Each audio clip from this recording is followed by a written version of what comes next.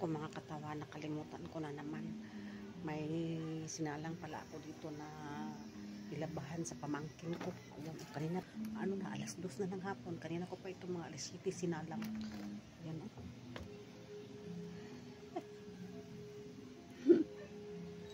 isampay ko. Parang natuyo na.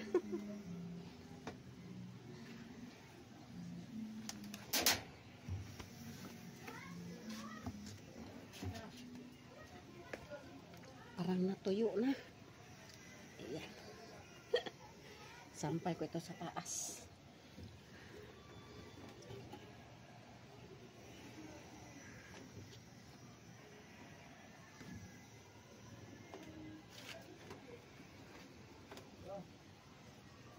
Uy. Sa pamangkin ko to. Atong last Sabado pa siya naglaba. Tapos may lakad kasi ako nung Sabado, umalis ako. Tapos ang ko nakanisya sa kanya, pag maglaba siya, separate niya yung pangbaba at saka pangitaas. So yun ang ginagawa niya. So ngayon, inuna na yung mga pangitaas.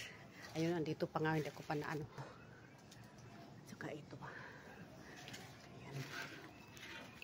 Tapos kasi umalis ako, hindi ko siya nagayran. Nahang man niya yung iba pero hindi lahat. Sabi ko sa kanya na nahangay na nimo lahat.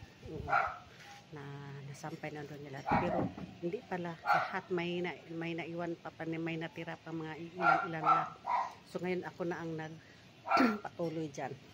Tapos ngayon yung mga pang-itaas hindi niya nalabahan. Kasi hindi ko kasi nagayran ba, hindi ko na monitor na kung nalabahan na ba yung pang-taas. Pagbaba lang pala. Pero yung mga uniform niya, ako na naglaba yung mga white. Pero yung pangbaba niya, siya na. Pero hindi niya na lahat. Isa lang yung panglongpan niya na uniform. Kaya ako na naglaba sa iba. Tapos ngayon, Monday. Yan, sinalang ko kasi. Hindi, Martes pala ngayon kasi whole day siya. Pag Monday kasi half day lang siya. Tuesday at saka Thursday ang whole day niya. So ngayon, sinalang ko kaninang umaga.